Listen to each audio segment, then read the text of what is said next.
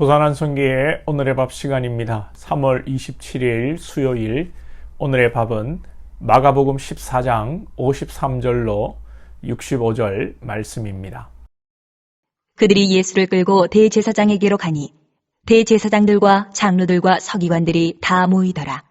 베드로가 예수를 멀찍이 따라 대제사장의 집들 안까지 들어가서 아랫사람들과 함께 앉아 불을 쬐더라.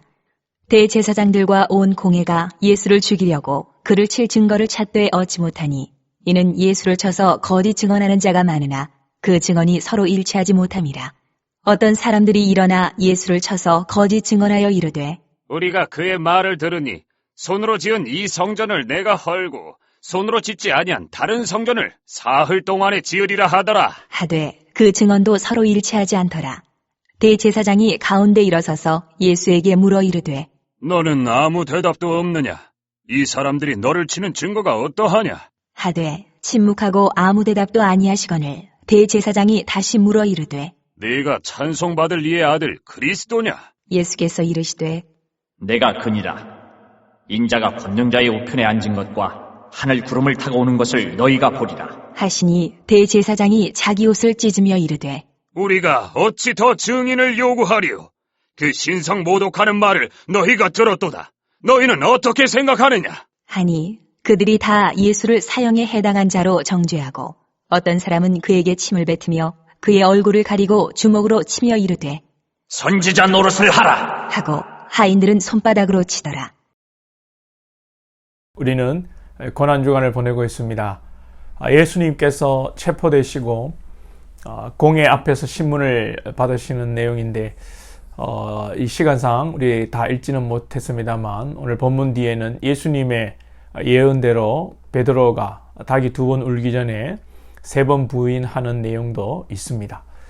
본문 앞에서는 예수님께서 체포되실 때에 내가 성전에서 말씀을 가르칠 때 나를 잡지 않더니 이제 성경을 이루기 위해서 나를 잡으러 왔다라는 말씀을 하셨습니다. 하나님께서는 하나님의 말씀을 1.1획도 틀림없이 이루어 가십니다. 오늘 본문에서도 예수님을 잡고 신문하는데 사람들의 증언이 일치하지 않습니다.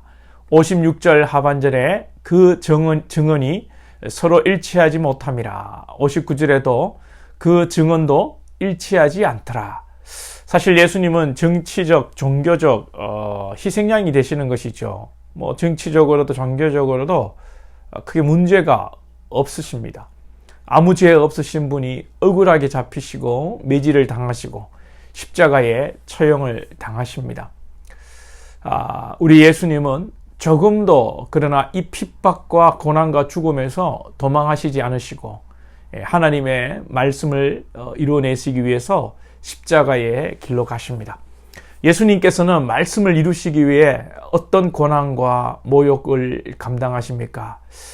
먼저는 이 인격적 모독을 당하십니다. 65절에 보시면 어떤 사람이 그에게 침을 뱉으며 어떤 사람이 예수님에게 침을 뱉는데 우리가 침을 뱉는다는 것은 어떤 모욕감을 주기 위함입니다. 예수님께서는 하나님의 아들이시지만 아주 저급한 이 범죄자로 취급받으시고 인격적으로 무시당하셨습니다. 그럼에도 우리 주님은 아무런 대꾸를 하지 않으셨습니다.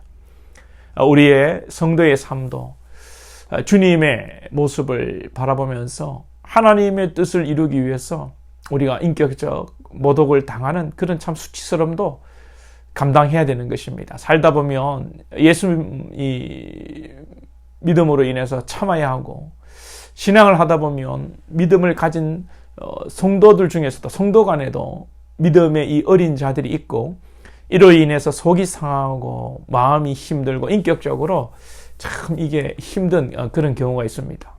왜 참아야 합니까? 왜 그냥 넘어가야 됩니까? 세상 사람들은 똥이 무서워서 피하나 더러워서 피하지 하지만 우리 그리스도인은 왜 참고 조용히 때로는 넘어가야 합니까? 무서워서도 아니고 더러워서도 아니고 하나님 나라를 위해서 그렇습니다. 하나님의 뜻을 이루기 위해서 그렇습니다. 분명히 밭에는 알곡도 있고 가라지도 있다 있습니다. 가라지를 뽑으려다가 알곡도 뽑고 요즘은 농약이 있으니까 농약으로 잡초를 죽이려고 하다가 열매까지 죽이게 되는 것이죠. 우리가 주님의 고난을 따를 때에 바로 이런 인격적 모독을 당하는 것까지 우리가 때로는 참아야 하는 것입니다. 자, 두 번째로 보면 우리 주님은 폭력에 노출되셨죠. 침을 뱉으며 주먹으로 손바닥으로 예수님을 쳤습니다. 그리고 더욱 예수님을 슬프게 하는 것은 무엇입니까? 이 모르는 사람이 정말 몰라서 예수님을 때리고 침 뱉는 것이라면 오늘 본문 아래에 나오는 이 베드로의 배신, 물론 예수님은 다 하셨습니다만 우리가 미리 안다고 해서 배신감을 못 느끼고 슬프고 아픔이 없는 것은 아니지요.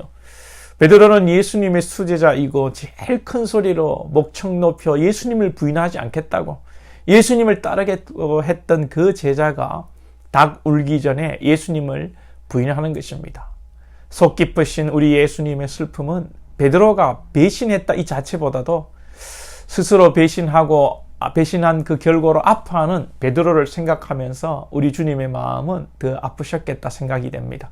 우리가 자녀들 생각할 때에도 이 자녀의 이 실패를 슬퍼하는 것이 아니라 그 실패로 인하여서 슬퍼하고 낙심할 그 자녀의 마음을 헤아리면 우리 부모가 더 마음이 여러분 아프고 짠하지 않습니까? 주님도 베드로를 바라보고 우리를 바라보실 때에 그런 마음이실 것 같습니다.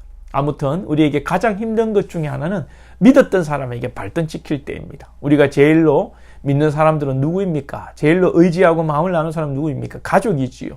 그런데 아이러니하게도 우리에게 가장 상처를 때로는 주는 사람도 가족입니다. 제일 위로하고 도와야 할 가족이 친지들이 몰라줄 때가 있고 우리는 참 부모님만큼은, 자녀만큼은, 누나만큼은, 오빠만큼, 형님만큼은, 아니 남편, 아내만큼은 날 위로해주고 내 마음 알아줄 줄 알았는데 아니다는 것입니다. 뭐 그런 말이 있죠. 인생 독고다이다. 독고다이다. 일본 말입니까? 무소히 또 뿔처럼 혼자서 가라. 이런 말도 있는데 우리는 그러나 결코 홀로 가는 것이 아닙니다. 우리 주님이 끝까지 우리와 동행하십니다. 그 고통 속에서 인격적 모독과 폭력과 우리의 배신 가운데서도 주님은 우리와 여전히 함께 하십니다. 그 증거가 무엇입니까? 십자가를 지시기까지 우리를 사랑하셨습니다. 베드로가 예수님의 예언을 기억했다면 과연 3번이나 부인했을까라는 생각이 듭니다. 닭이 한 번 울 때에 예수님의 예언이 기억났더라면 3번까지 예수님을 부인하지는 않았을 것 같다는 생각도 들고 또 3번 부인했을지라도 그 예수님이 내가 3번 부인할 걸 예언하셨다. 예수님의 말씀이 맞구나. 예수님께서 죽으시고 부활하신 뒤에 갈릴리에서 만나자고 했지. 그것이 여러분 기억나고 그것이 믿어졌더라면 베드로가 낙심해서 갈릴리로 가서 물고기를 잡는 것이 아니라 갈릴리에서 부활의 주님을 소망하는 그 소망적인 삶을 살았지 않을까 생각해 봅니다. 우리도 기억하기 원하고 또 기억한 그 말씀을 믿고 살아가기 원합니다. 우리가 무엇을 기억해야 됩니까? 여태 주님이 우리를 인도하셨습니다. 우리 삶인데도 얼마나 억울하고 고통스러운 지난날이 있었습니까? 그 가운데서도 주님은 우리를 이만큼 살게 인도하셨습니다. 주님은 그 삶, 우리를 붙들어 주신 그 주님이 앞으로의 삶도 인도하실 것입니다. 할렐루야.